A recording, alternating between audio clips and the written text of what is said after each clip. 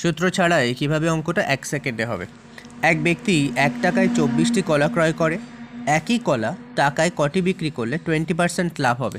আচ্ছা, প্রথমে আমরা দেখব কটি কলা ক্রয় করে। 24টি কলা, তাই 24 ইন্টু এখানে 20% অর্থাৎ পার্সেন্ট আছে বলে 100, আর লাভ হচ্ছে, তার মানে আমরা লিখব নিচে 120 অর্থাৎ 20 টাকা বেশি হবে 100 টাকার উপর।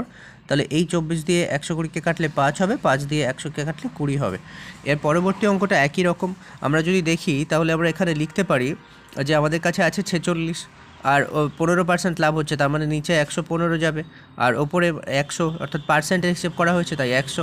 এবার যদি 5 দিয়ে কাটি তাহলে এটা 20, আর এটা 5 দিয়ে কাটলে হবে 23, 23 দিয়ে 46কে কাটলে হবে 2, তাই 20 আর 2 গুণ করালে হবে 40। তাহলে 40টি জিনিস বিক্রি করলে লাভ হবে 15%। এ ধরনের কন্টেন্ট নিয়মিত প্রতিদিন পেতে চ্যানেল সাবস্ক্রাইব করে সঙ্গে থাকুন। এভাবেই সূত্র ছাড়া অঙ্ক করার জন্য চ্যানেলটি